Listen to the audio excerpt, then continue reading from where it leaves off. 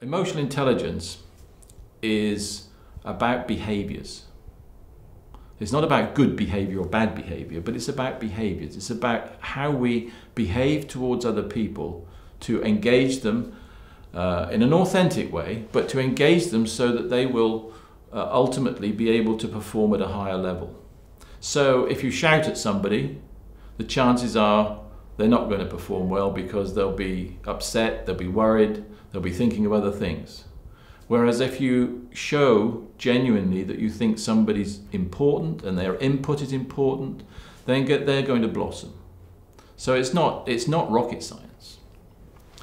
But what I see a lot with leaders is that usually they have a very good intellect.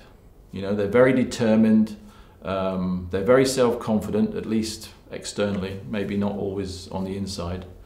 And quite often, they're moral, they're ethical. So there's not that there's necessarily a problem with their morals or their ethics, but what's happening is that it's not being demonstrated in the workplace. So you can get a situation where somebody who will be telling me that they will, you know, a leader will tell me, I really want to do well for this company, I want to help the community, I want to help the clients, I want to help our employees, I want to encourage them to develop. All well-meaning, all true. Then he'll pick up the phone and say to the HR director, come down here right away. Not thinking about what that HR director is doing, whether they're interested in coming down, whether they've got another problem or issue.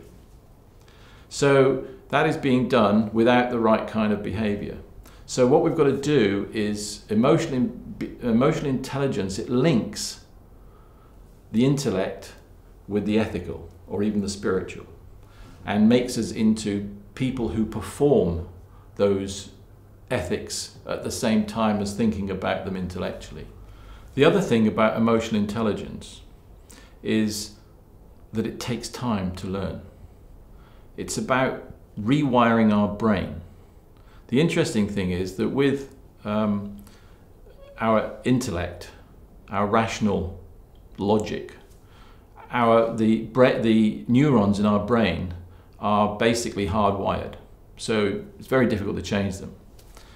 When it comes to emotions, the connections between the neurons are what's called associative connections, which means that they can be changed. They're sort of soft-wired.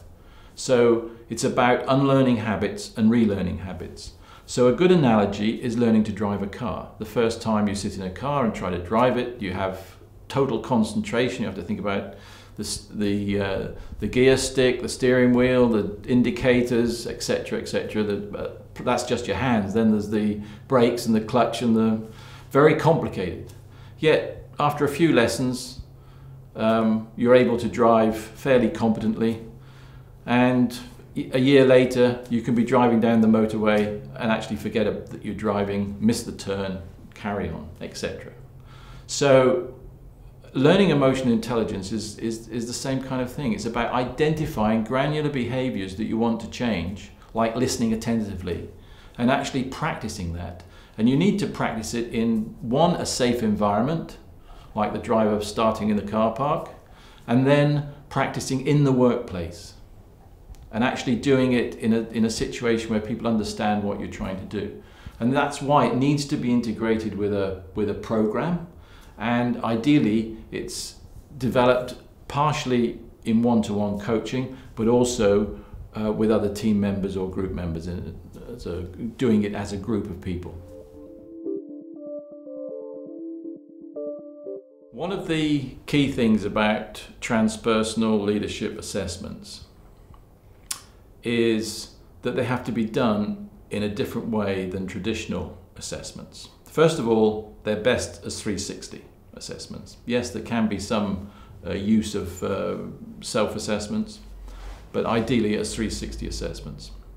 But what is really important about these 360 assessments is that they have to be implemented in a way that quite often 360s in organisations are not done.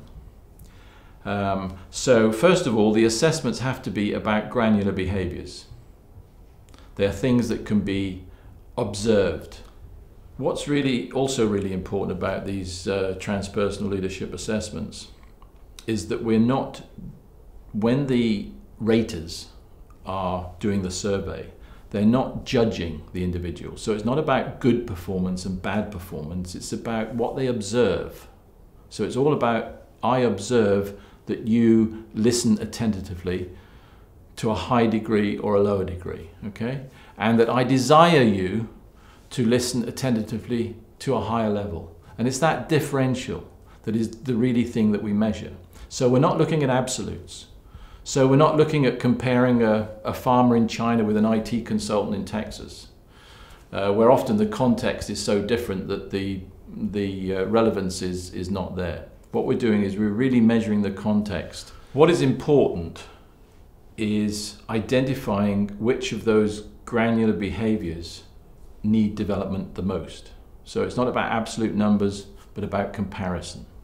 And what we find with all the 360s we've done is that if you can identify just 2 or 3 granular behaviours that leader can change and improve, it will have a huge impact on their leadership competence. And that is proved over and over again.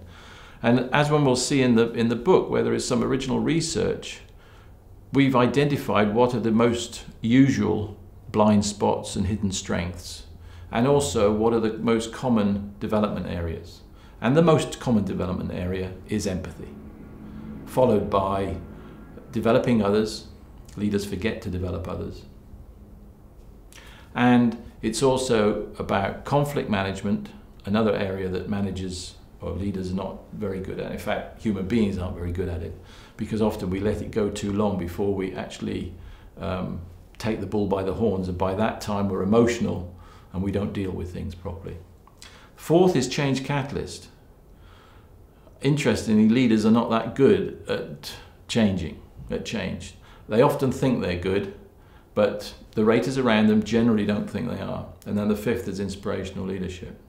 But the granular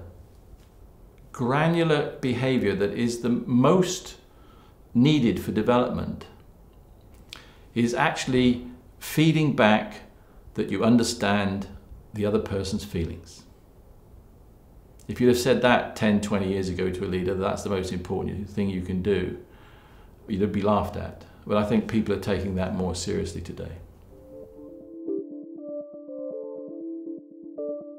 The chapter on coaching for talent development has been written by my colleague, Danielle Grant. She's a co-director at Leadership. And what she says, and I totally agree with her, is that the 2 key things about coaching for talent development are, 1, that you're looking at solutions rather than problems, and 2, that we're looking at helping people to develop these granular behaviours. Okay? Now, first of all, I'd say that coaching is not the answer to everything, and in many organisations, the whole of development is for leaders is focused on coaching. I think that coaching is an important part. It's an important intervention, but it's not the only intervention. The way we look at it is that wherever we can use teamwork or group work, that is more effective because of the input of the other people, and it's more cost effective as well. However, there are certain roles where you really do need to use a coach. One is when it's confidential to that individual, and where it's something sensitive. So that can be really important. And it might be, for example, helping that person to develop their career, which they might want to keep to themselves. Where it's really important, the one-on-one in talent development, is when we're reviewing assessments. Quite often, the assessments that are done, an individual will receive a report and it says, what you're good at, what you need to develop. And then that's it. That happens all the time.